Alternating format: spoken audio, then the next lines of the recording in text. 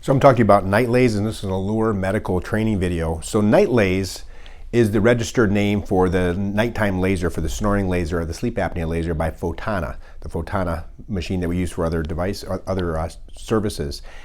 And the NightLase has evolved. So when it first came out, it was designed to reduce snoring. And when we first bought the machine, I think it was 2017, I did the NightLase and I had a little snoring and it's pretty much gone.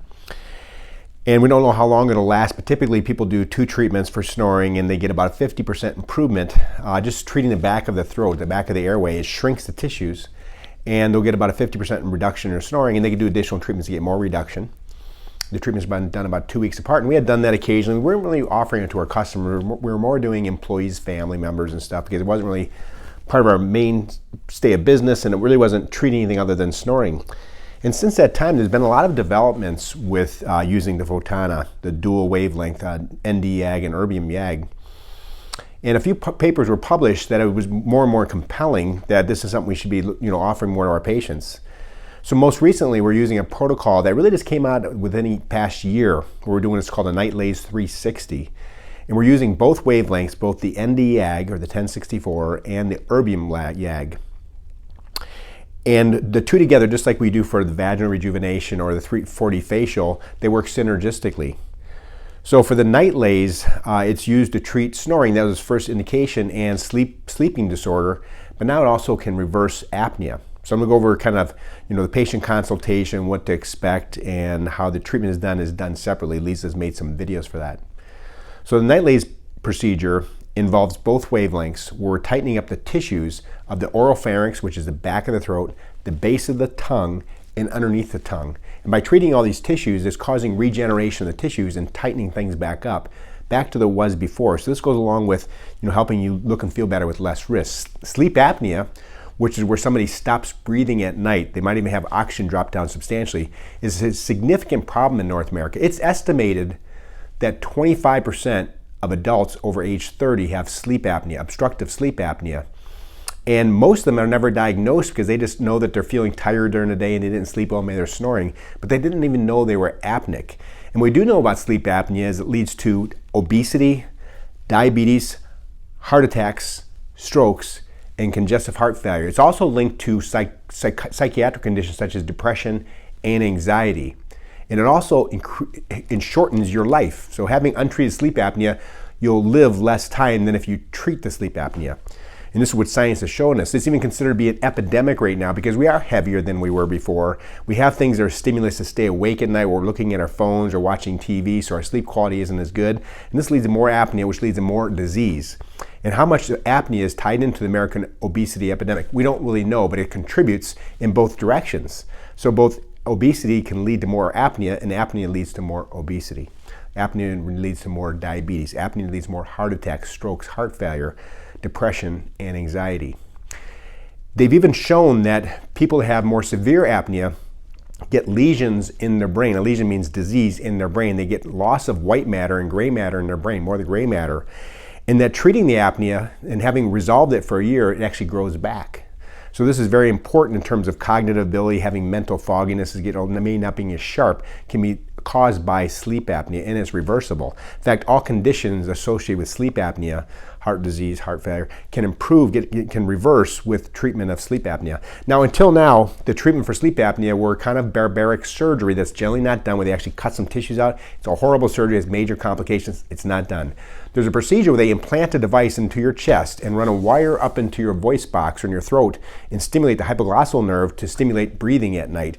Talk about horrible having to have an implantable device, but it does work. It reduces sleep apnea by about 65 to 70% with the implantable device that you wear forever. So that's a treatment that's option. That's called Inspire. We do not offer that. We're not going to because we have something much better. And then the mainstay treatment is called a CPAP, and that's where you put a mask on. It's kind of like if anybody saw Batman with Bane, these are, Batman, what are you doing? It's kind of like that, where you're wearing this mask, very sexy at night to be putting that thing on before you go to bed. And obviously it can interfere with sleep itself, but it does work. So CPAPs work. They absolutely work. And CPAP being used for just months improves people's quality of life, less depression, less anxiety, better mood, better ability to manage weight, better control of blood pressure. So CPAP is very valid. I'm not downplaying that, but some people don't want the CPAP machine on. They just don't want that. And if they don't, what can they do? Well, they don't want to do surgery. That's kind of outdated. This Inspire device, yeah, it's an implantable device. It does work. So can we help them? Well, a study done in 2021 by Dr. Schiffman, Harvey Schiffman in Florida. He had been treating, he's a dentist, and he had been treating, most of his practice was sleep apnea. And right now, that's one of the things we do. We give them dental appliances to kind of pull the jaw forward if they're having snoring and not much apnea or a little bit of apnea, and they don't want a CPAP machine. But he used the NightLase, him and a group of doctors used the NightLase to go past snoring. What happens if we do more treatments? What happens if we get more aggressive? What happens if we combine the two lasers? So originally, the NightLase was just the erbium laser, and we just treated the soft palate. But this is morphed into using the Nd:YAG to preheat. So we put it on the piano so it's nice and slow, and we preheat the tissues so that it starts contracting. And then you use the erbium YAG on the smooth mode. And that's where we go very superficial. It's kind of subablative or just below ablative. It only burns out about 5 microns or less, but it pounds the heat deeper into the tissue. And this causes remodeling of the collagen and denaturing of collagen so it grows back tighter. So stuff gets loose as we get older, which leads to sleep apnea. And the NightLase tightens back up, just like it does for vaginal rejuvenation. It makes the tissues younger. Okay, they become biologically younger, more firm, more resilient, more elasticity, more normal. Because sleep apnea is progressive. Some children do get sleep apnea. It's very rare. It's usually a disease of aging, starting at about 30 years old. So over 30, the rate of sleep apnea is 26%, even though only about 1 out of 5 people know they have it. So the NightLase procedure is done without anesthesia. It doesn't hurt. It feels a little hot. I had it done myself again in 2017. We got it, and it's lasted for years. However, I haven't done a sleep study or anything since that time. I'm going to. So patients that have snoring, we're going to recommend they do a minimum of 2 treatments, and they'll probably see about a 50% reduction. We're going to use the same protocol that we do with apnea because it's a more aggressive protocol than the original one they were doing a few years ago. And it does improve snoring more than the regular protocol, so probably better than 50% improvement. And if they want more improvement, they could do more treatments. The treatments are done about 2 weeks apart. That's how long it takes for the collagen to kind of regrow. The results are pretty fast. They'll probably see it the first night, although they get better over 2 weeks. And you don't have to wait any longer than 2 weeks. And you can certainly wait longer. There's no harm to doing it a month later if patients going on vacation. It's done in the photona room. We open their mouth. We look at the back of the throat. First passes the piano, then switch over to the erbium YAG and do the smooth mode. Soft palate, back of the tongue, and underneath the tongue. On the floor of the mouth. And this pulls the tissues forward. How does it work on sleep apnea? Well, in a published study, peer-reviewed journal, they did 3 treatments of the 360 NightLase, that's the one we're doing, and they saw an average reduction in sleep apnea, the AHI score, the apnea hypoxia index. There's an AHI score, which is how we rate sleep apnea. So less than 5 is pretty normal, 5 to 15 is mild to moderate, 5 to 15 is mild, 15 to 30 is moderate, and 30 above is severe. And the patients were between mild, moderate, and severe. They had all different types, and they got an average of 66% reduction. So if somebody was a 30, they come down to about a 10.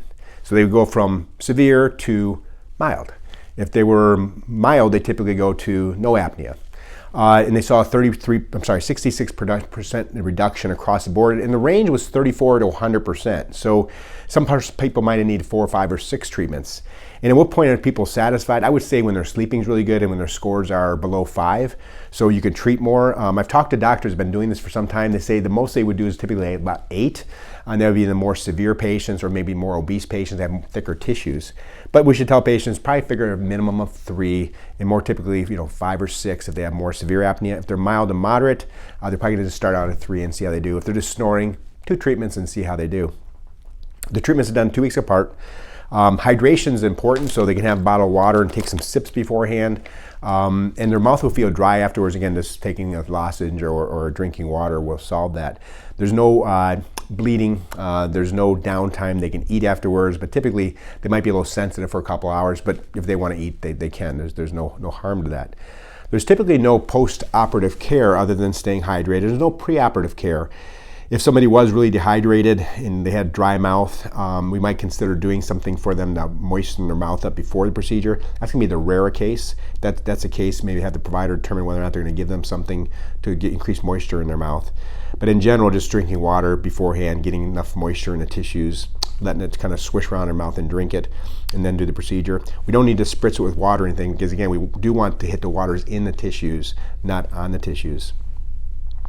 Right now the cost is $800 per treatment. It takes about 30 minutes. Probably a room time turn will take a little bit longer than that. As we do more of these procedures, we'll get faster at it, but there is limitations. Doing it in 20 or 30 minutes is pretty fast for the procedure. There's a lot of steps to it.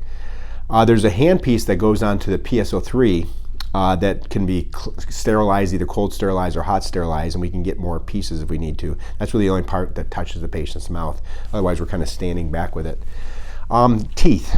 So these lasers are used for dentistry, and they use the erbium laser in dentistry to carve tissues out. So if you graze up against a tooth, nothing will happen. But if you sit there and shoot it at the tooth, because you're not looking at your red spot and it's on the tooth, you potentially can remove some enamel. So there's some technical skills that need to be acquired, done, but you don't have to put protection on the teeth. We simply have to spend most of the time on the tissues, not on the teeth. You're not going to crack a tooth with it. The downtime, again, is none. They might have some dry mouth afterwards. Pre-op is none other than hydrate beforehand. And they'll see results pretty quickly. We are going to offer sleep tests. There's a home sleep test. They wear it like a wristwatch. It ties into their phone, so we can see how their scores get better. We did one of our employees, Mark, and he had about a 75% reduction after 4 treatments, which is pretty typical. And he's going to do a couple more treatments. Right now his score is about 7.5, and he's going to do another treatment right after I do this video. He'll probably get down below 5, which means that the sleep apnea is gone. What's interesting is he was desaturating, meaning he was going without oxygen for long periods of time during the night, which does cause brain damage, heart damage, and psychological damage, and impairs sleep. And now that that's gone, he's going to be a healthier person. We know that sleep apnea is tied to lack of longevity, so that's part of our practice is living healthier and longer. So this fits right in. And people will note that sometimes they don't really have symptoms, and they just feel kind of tired during the day. They might fall asleep, one time a month during the daytime, which is actually an indicator of having sleep apnea. And they'll typically feel that they typically find that they feel more rested, their mouth is not as dry in the morning, their spouse is more happy with them because they're not snoring as much. And again, you can keep repeating it to get better results. How long does it last? We don't know. There was a study showing that 3 years out, they maintain their improvement, but I would say, like anything else, this is a disorder of aging. So we might tell people in a year or so, if you have significant apnea, you probably would do the procedure again. If it was really severe, you might even do it in a few months. But the patients might just do a sleep study periodically. They're not very expensive. And the patients that had apnea, we might just have them check it once a year and see if they're getting any worse.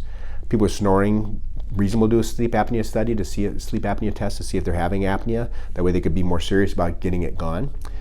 And this really ties into, really reimagining healthcare. Your insurance will pay for nothing that makes you healthy. I mean, that's just a reality. There's probably a few exceptions. But we have to realize that if patients want to be healthier, this is something they have to do on their own. Just like your car insurance doesn't make your car safer, your home insurance doesn't make your house flood-proof or fireproof, your health insurance doesn't make you healthier. They'll pay for a CPAP machine for you to use the rest of your life, and the apnea will get no better. The symptoms of apnea will go away because it's pushing air into your chest, but it doesn't cure the underlying disease, whereas this does reverse it. So thank you very much.